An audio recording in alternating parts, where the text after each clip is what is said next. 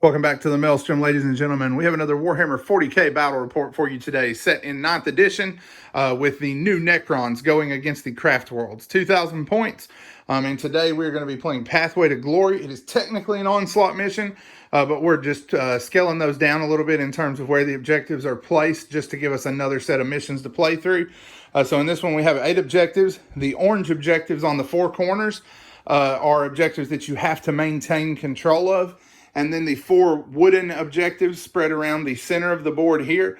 Once you hold those until the end of a command phase, they are yours until an enemy unit comes to them. If you control 2 or more, you score 5 victory points. If you control 3 or more, you score 5 victory points. And if you control more than your opponent, you score 5 victory points. The Necrons will be on the right side of the table, and the Craftworlds coming from the left. We will be right back with the armies.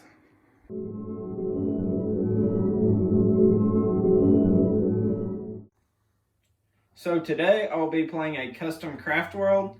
I'll be using expert crafters and masters of concealment. For my HQs, my warlord is my footseer. He has guide and fortune. His warlord trait is seer of the shifting vector.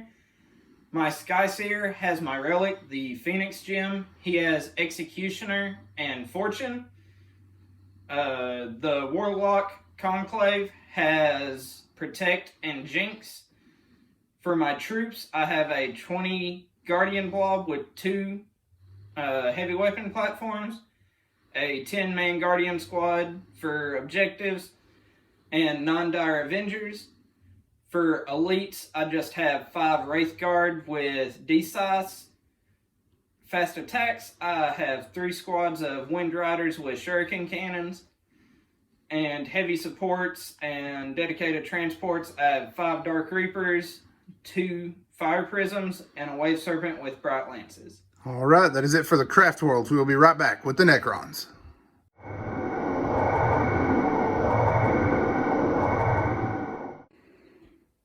All right, today for the Necrons, we're going to be playing a Destroyer Horde. To represent that, we're going to be doing aggressively territorial and superior artisans for our 2 dynasty traits.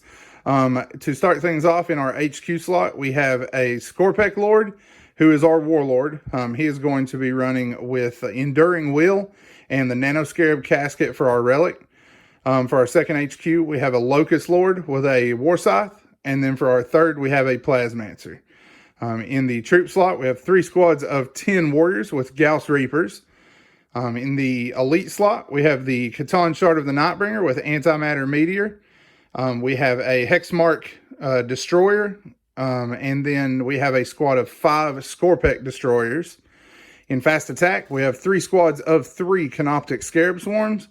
And then in our heavy support, we have 2 squads of Locust Destroyers. They are 2 strong with an added Locust Heavy Destroyer. And those Heavy Destroyers have Anemic Annihilators. And then for our third heavy support slot, we have 3 Locust Heavy Destroyers who are armed with Gauss Destructors. So you have seen the armies and you have seen the table. We will be back as we get stuck into the Maelstrom.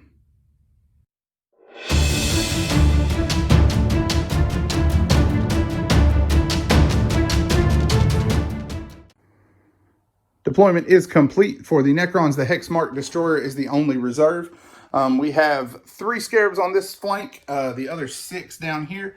Then we have 20 of our warriors along with the Catan, the first block of Locust Destroyers, the Scorpec Horde, then the Locust Lord and the remainder of the Locust Destroyers, and then we have 10 warriors on this flank. Eric, walk us down your deployment. So on this flank, I have a Fire Prism and my Dark Reapers. In the middle, I have the main chunk of my infantry. 10 Guardians are in the webway. All my Wind Riders are on the one flank with support by a Fire Prism. Yep, and then the Psyker block here in the middle, and you've got your Wraith Guard here, correct? Yep. All right, so for first turn, Eldar. We're looking at a 5, Necrons. Have a 4. First or second, sir? First. All right, Eldar are going to get things started. All right, for Relentlessly Expansionist, we went ahead and moved these warriors forward, scooted the block of destroyers to try to protect them a little, moved the Scorpex and their lord forward, and then scooted this block of warriors towards the center of the table. Scarabs held tight on the objectives. Eldar, turn 1, coming up next. So I managed to get Doom off on the Scorpec destroyers, managed to get Jinx off on them, also smited them, guided my guardians, attempted to executioner the warriors down here, but it didn't go off. My guardians and shuriken cannons from the Wind Riders managed to bring almost all of the Scorpec destroyers down. The fire prism that I played Link Fire on at the start ended up bringing the last wound out of the last destroyer. Other than that, just brought a handful of warriors down on this flank. Yep, ended up killing all 10 that were originally there, but through reanimations, we ended up with 2 remaining on the objective. We did play insane bravery to keep them in the fight. And then you got 2 down here with, I think that was Shuriken Fire from the box, right? Yep. All right, so 4 went down total, 2 reanimated. All right, so for the first turn, the Necron command protocols are Sudden Storm, and we are enacting +1 move. As destroyers, we are eager to get to grips with the enemy. So Scorpex went down, but they did tank most of the fire. We are going to attack and see what we can get done. Necron, turn 1, coming up next. Necron's turn 1 is up to the assault phase. We went with the +1 move for the turn, so got everything out here in the center of the street. The 2 warriors here had planted our banner on this objective and then moved around the end to get some protection. And then all of our all of our locust destroyers jumped to the rooftops along with the Catan. And then our Plasmancer moved into the street, and the Scorpec Lord moved out to try to avenge his buddies. So starting things off with the Catan, we got him in range for both of his powers, Antimatter Meteor and Gaze of Death took out 6 of the Guardians. The Plasmancer's Plasma Fire in the end of the movement phase got 3 more. We then killed a few off with an Enmitic Exterminator from up here. Still had over 11, so we got a full 9 shots, killed off 4 of them. Then their Gauss Cannons completely whiffed and didn't do anything. However, the other squad's Gauss Cannons brought the Farseer down to 1 wound and finished off the box. Was that right? Yep. Yeah, the box. And then the fire from here was what did most of the damage. Took 5 of the 6 wounds out. We also, or their Enmitic Obliterator actually went down here. I misspoke. It fired here, killed 3 Dark Reapers. The 3 Locust Heavy Destroyers then fired here, leaving this thing with 1 wound remaining. We played a Solar Pulse on these bikes, and the Gauss Reapers on this end were able to completely flay them out. And then this squad, after firing into these bikes, leaving them with 1 guy with 1 wound remaining, are charging into the Dire Avengers. Scorpec Lord killed off 1 of the Warlocks, and then is charging into the remainder of the Guardians here. And we're going to work those combats, and then we will be back. All right, 5-phase rolls to an end. The Scorpec Lord opted to use his Flensing Blade in an attempt to kill them off. Scored 7 wounds, and he made 4 6+ saves against that. Lost a handful of Guardians, and then 2 more fled on morale. He was unable to get anything done in return. These guys were able to lock up the Dire Avengers and sweep around to get a hold of the, help me out, the Warlock in the back. Warlock got 1, Dire Avengers got 2, but we got 1 of those back total. And we killed 3 Dire Avengers in return. And then that was it for combat. Morale here was the only one that was failed. He made it for the Dire Avengers and for the Dark Reapers. So that will be it for turn 1. The Eldar response is coming up next.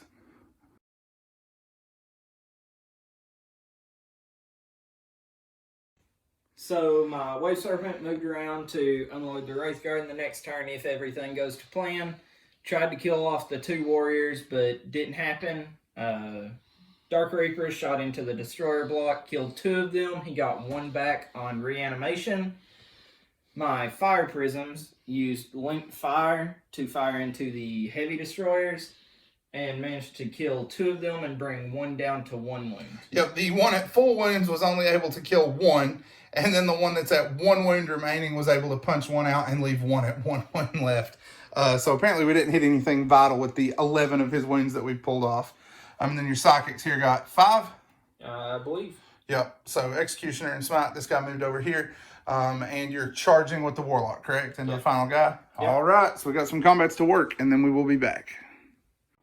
So the Warlock managed to cut down the last warrior, and the Scorpec Lord cut down the last of my Guardians. Yep, 3 hits, used a command point reroll to get the 4th hit in, and the Cleaver butchered all 4 guys. We moved closer to the Die Avenger, but also in range of this objective, so in our command phase, we'll be holding it. I would have rather gone after the Wave Serpent, but needs must. We got the objective under control now. Oh, down here, we did forget to mention this in the shooting phase. Yep, Guardians fired into the Scarabs, but not before his Hexmark Etheric intercepted. Yep, and scored 6 kills. The 4 remainders killed off 1 Scarab base. And you used Insane Bravery there, right? Yep. To keep them in the fight. All right, that is it for Eldar on turn 2. Necron response coming up next. Necron's turn 2 rolls to an end. Hilariously bad shooting phase, but we did get a few things done. Everything continued to move forward. The Catan did get both of his powers to do some significant damage and smashed all 6 of the Dire Avengers. The Warlock then took 1 wound from the Cryptek as he was coming up and around the corner. Our Heavy Destroyers moved to the edge of the wall and then forgot what they were doing. We fired the Amnetic Exterminator back to the Dark Reapers. Got 4 hits and no wounds. We fired the Gauss Cannon into the back. 3 misses, 2 on 2s, 1 on a 1. We re-rolled the 1 for Hardwired Destruction and rolled a 2. The Hexmark Destroyer hit with all 6 pistols and then rolled 3 1s. But luckily he was a champ, failed all 3 saves and gave me 3 more shots to finish them off. Finally, these guys fired. And with all of their fire, we got 2 wounds in the Farseer. Everything else bounced off in vulnerable saves. These Gauss Reapers were able to destroy the last wound out of this tank. And my opponent was laughing his head off at me because I had rolled so terribly. This guy, I fired a shot at this bike to keep him from moving into the backfield, and I just paid the point to auto-wound him and just erased him from existence with a Gauss Destructor. But we did get him off the table. We've got several combats now. The Scorpec Lord broke their hold on this objective and is now going into the Bike Seer. The Catan is coming into the Foot Seer, and the Gauss Reapers are charging into the Warlock. So we got several combats to work. Also, the last warrior here is sneaking around the corner and charging into this Wave Serpent. Once those combats are done, we will be back. Combat rolls to an end for the Necrons. We went into combat with these 3 units. The warriors were able to destroy the Warlock. Catan brought down the Farseer. And then the Scorpec Lord killed this Farseer, but he did use the Phoenix Gem. He mortally wounded the Catan twice, the Farseer once before he was laid low by the Catan, and did 1 wound to the Scorpec Lord, came back with a single wound remaining, and then we locked up the Wave Serpent so that it could not shoot, and also slid over within 3 inches of the objective to control it. At that point, the Eldar are going to call it. Still early in the game, but they have taken a massive beating as far as casualties, especially with their backfield guys not able to score any of Repair, Teleport, Homer at this point, or hold an objective. It's going to be hard for them to come back. So at that point, we're going to call it. That will be a Necron's victory. Short game today as the Eldar got utterly trounced, both by their dice rolls and by the Necron army. In hindsight, I'm not a huge fan of the solid destroyer approach. I think they work better as a support element rather than a ton of them hanging around in the backfield.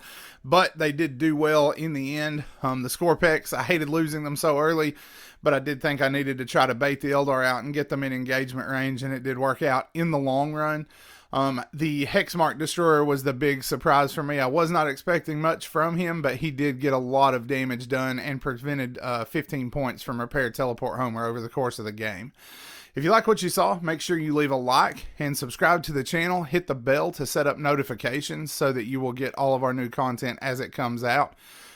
Make sure that you check out our Instagram and Facebook pages as well. The links will be in the description below, and also our Crusade games that are ongoing. We're just getting started with the new Necrons and Space Marines. Plenty more to come where these were.